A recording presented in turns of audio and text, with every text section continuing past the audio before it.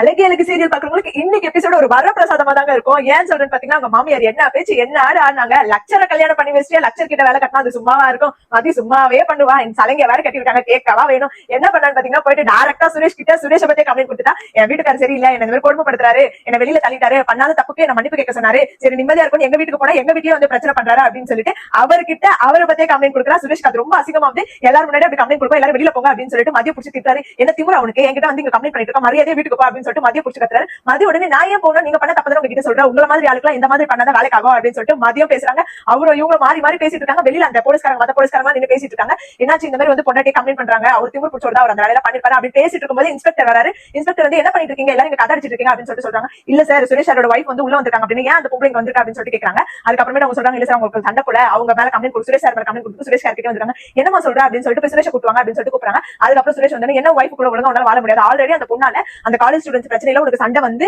உன் வேலையே போயிடுச்சு, அதுக்கப்புறம் ஏதோ பேசிதான் இது பண்ணி தான் திரும்ப வேலைக்கு வந்திருக்கா, ஒழுங்கா உன்னால வச்சு வாழ முடியாது அப்படின்னு சொல்லிட்டு இல்ல சார் நான் அவளை போக சொல்றேன் அப்படின்னு. இல்ல சுரேஷ் இந்த பிரச்சனை இதே விட்டா பெருசா தான் போகும், நான் பேசிக்கிறேன் அப்படின்னு சொல்லிட்டு இவங்க அம்மா அப்பா வர சொல்லு அப்படின்னு சொல்லிட்டு சொன்னாங்க. சார் அம்மா அப்பா எதுக்கு சார், அவங்கள இந்த போலீஸ் ஸ்டேஷன் வந்து பழக்கம் சார் அப்படின்னு. இந்த போலீஸ் ஸ்டேஷன் பெரிய சிறை கைதி மாதிரி நினைச்சிட்டு இருக்கா, வெறும் இன்வெஸ்டிகேஷன் பண்றது மட்டும் தான் கூப்பிடுறேன், நீ கூட்டுவா, நீ எப்படி பேசுற, நீ போலீஸ்காரன் நீ எப்படி பேசுற, அம்மா வர சொல்ல அப்படின்னு சொல்லிட்டு அனுப்பி விட்டுறாரு. உள்ள வந்து மதி கிட்ட பேசுறாரு, என்ன மாச்சு அப்படின்னு சொல்லிட்டு கேட்கறாரு. அவங்க நடந்ததுல இல்ல சார் ஒன்னும் இல்ல அப்படின்ற மாதிரி சொல்றாங்க. நீ ஒண்ணு கவலைப்படாத நான் கூட இருக்கேன் அப்படின்னு சொல்லிட்டு சொல்றாங்க. மதிக்கு ஒரு மாதிரி ஆயிடுது. உடனே தங்கராஜுக்கு போய் அவர் போன போடுறாங்க. அம்மாக்கு போன போடல, தங்கராஜுக்கு போய் போன போடுறாரு. ஏன்னா அவருக்கு இவர் தான் லெஃப்ட் ரைட் எல்லாமே. சுரேஷ்க்கு தங்கராஜ் போன் போட்டு மாமா இங்க மதி வந்திருக்கா, வந்து ஏன் மேல கம்ப்ளைண்ட் கொடுக்குறா அப்படின்னு சொல்லிட்டு சொல்றாரு. என்ன சொல்ற சுரேஷ் அப்படின்னு சொல்லிட்டு கேட்கறாரு. ஆமா மாமா எனக்கு என்ன பண்றதுனே தெரியல அப்படின்னு சொல்லிட்டு சொல்றாரு. இவன் ஏன் இப்படி பண்ணிட்டு இருக்கா அப்படின்னு சொல்லிட்டு தங்கராஜ் நின்னுட்டு இருக்கும்போது ரேவதி வராங்க. ரேவதி வந்து என்னங்க சுரேஷ் சொல்லிட்டு இருந்தீங்க அப்படின்னா, இவர் இருக்கல அவ வந்து இப்ப சுரேஷ் மேல கம்ப்ளைண்ட் கொடுத்துருக்கா மதி அப்படின்னு சொல்லிட்டு ரேவதிக்கு ஷாக் ஆயிடுது. என்னங்க சொல்றீங்க அப்படின்னா, ஆமா போயிட்டு கம்ப்ளைண்ட் கொடுத்துருக்கா, உங்க வீட்டுக்கு பஞ்சாயத்து பண்றதுதான் எனக்கு வேலையா போச்சு அப்படின்னு சொல்லிட்டு ரேவதி பிடிச்சி திட்டாரு. அதுக்கப்புறம் ரேவதி தங்கராஜ் எல்லாரும் அவங்க மாமியார் வீட்டுக்கு போறாங்க. அங்க போயிட்டு நடந்தது எல்லாத்தையும் சொல்றாங்க. அவங்க மாமியாருக்கு நெஞ்சு வலியே வந்துருது. இந்த மாதிரி எல்லாம் பண்றா இவ வந்து குடும்பத்துக்கு விளங்க மாட்டா, இவ்வளவு போய் கல்யாணம் பண்ணி வச்சு என் புள்ள வாழ்க்கை எடுத்து நாங்களே எப்படி இருக்கோமே, ஐயோ எனக்கு ரொம்ப பயமா இருக்கே அப்படின்னு சொல்லிட்டு சொல்றாங்க. உடனே அவர் சொல்றாரு, இப்போதைக்கு அவர்கிட்ட பேசி இங்க கூட்டிட்டு வரலாம், அப்பதான் பிரச்சனை சால்வ் ஆகும் அப்படின்னா மாமியார் இல்ல முடிய முடியாது, அங்க வரவே கூடாது அப்படின்னு.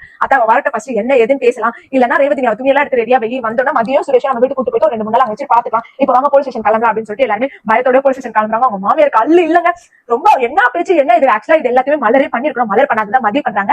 இது எல்லாமே கரெக்டா அப்படின்னு சொல்றாங்க. கீழே கமெண்ட் பண்ணுங்க. இந்த மாதிரி மோர் அப்படின்னு கண்டிப்பா நம்ம சேனல் மறக்காம சப்ஸ்கிரைப் பண்ணிக்கோங்க.